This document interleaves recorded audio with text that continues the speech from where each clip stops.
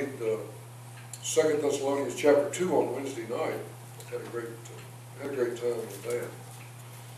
You can judge that spring is on the way, or at least that the tough times are over when Jenny comes to church 2 Sundays in a row. She's past the busy time of working, and things are slowing down a little bit. We're just glad to have Jenny 2 Sundays in a row. She works at the retail store. They work her night and day. So we're glad to see her in the house of the Lord this Sunday. Just a joy to have Jenny here. We hope that you are ready to receive something from the Word. We already have. I thought Brother Wayne had a great lesson this morning. And we will have a little sermon right now. I don't know how little it will be, but we will do what God has given us to do. First, the book of John, not 1 John. The Gospel of John. Chapter 14, we'll begin reading at verse 15.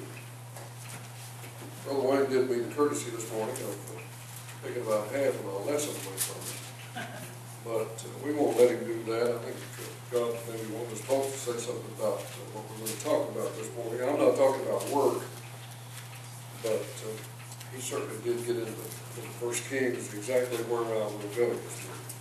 We'll cover some of the same verses, but that's all right. The book of John, chapter 14, beginning at verse 15. If you love me, he said, keep my commandments. Jesus talking, of course. And I will pray the Father, and he shall give you another comforter, that he may abide with you forever.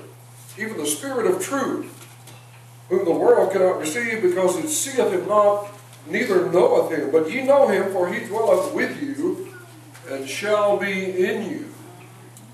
We can go into some of these scriptures and teach who Jesus is. That's not our purpose this morning. But certainly he's telling you a whole lot right here, and I want you to dig into these verses a little deeper on your own. Think about them a little bit. Pray about them a little bit. Verse 18, that I will not leave you comfortless. I will come to you. Fascinating things Jesus is saying here, and we'll focus quite a bit today. If we took our whole sermon and just kind of pushed it into one little phrase, we would probably want to say that whatever happens to me, Jesus is going to be there with me. He's going to be there with me. He said, I will not leave you comfortless. I will not leave you comfortless. I will come to you. I will not leave you by yourself. I will not leave you alone. I will not leave you lonesome. I will not leave you without somebody. One translation says, I will not leave you orphans, which is certainly a really fun translation, almost literal, of what the original says there. I will not leave you orphans. Orphan is an interesting word. We usually think of children being orphans. And they say there are millions of orphans in the world. I'm sure that's exactly true. But they always mean children when they say that. Orphan is somebody who is without a parent. Somebody who has no parents. I don't know about you, but I certainly have this little nagging thing in me that says once in a while, where are your parents? I have a little bug in me once in a while. Something will happen, something will trigger me, and I'll just say, I'd like to go talk to my dad. I'd like to go ask my mama about that. I'd like to get her take on that, just kind of see how she feels about this or that. And I can't do that because I don't have a mama or a daddy in this world. And so while I miss my parents, nobody thinks of me as an orphan. I have a wife, I have children, I have grandchildren. I'm not alone, I'm not by myself. But let me tell you, nobody, I don't care who they are, can take the place of your mom and your dad. It's just that simple. Mother and daddy were good to you and loved you and cared about you more than they did themselves, or at least cared about you like parents ought to, then you're going to miss them.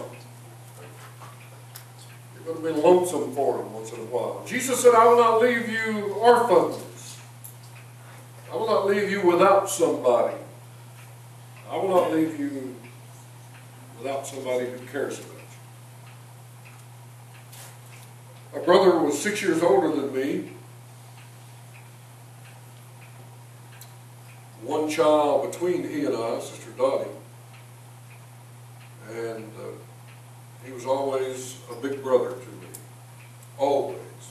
Up until the day he died, he was my big brother.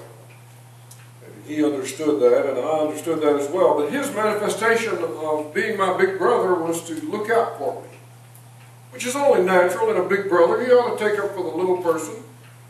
When you're 12 and your brother is 6, then you might kind of pick him up if he falls down. You might kind of keep a bully off of him. You might kind of say something to somebody and say, "You leave my brother alone," or whatever needs to be said. So it's a good thing to have a big brother. I don't have a big brother anymore. I'm on my own in that regard. Nobody to call me and say, "Gary, I've been thinking about this, and you ought to think about doing this," or "You ought to think about maybe something else." Nobody does that to me. I don't have a big brother. But Jesus said, "I will not leave you comfortless. I will not leave you without somebody. I'll not leave you without somebody to put their armor in, to care about you, to give you comfort, to give you a little peace, to give you connection. I need somebody to connect with." I told you this before, but I'll bore you with it again.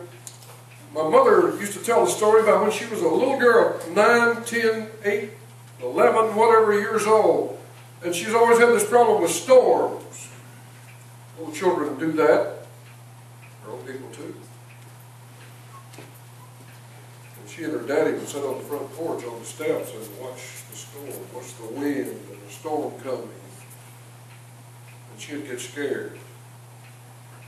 And he'd put his arm around her and say, "Honey, everything's going to be okay. Everything's going to be okay." She used to tell about how that was a great comfort to her as a little child. How that strong arm of her daddy around her just made her feel safe and cared for and loved. And that everything really was going to be all right. And Jesus said, "I'll not leave you without somebody. I will come to you. I will come to you." It's so important to have somebody to come to us. He said up here in verse 15, or verse 16 rather, "And I will pray the Father, and He will send you another comforter." Then down here He says, "I will not leave you comfortless." But it's two different words in the original language. This one down here in verse 18 is orphans. Up there it is parakletos, which means, is two Greek words, which means running along together and call.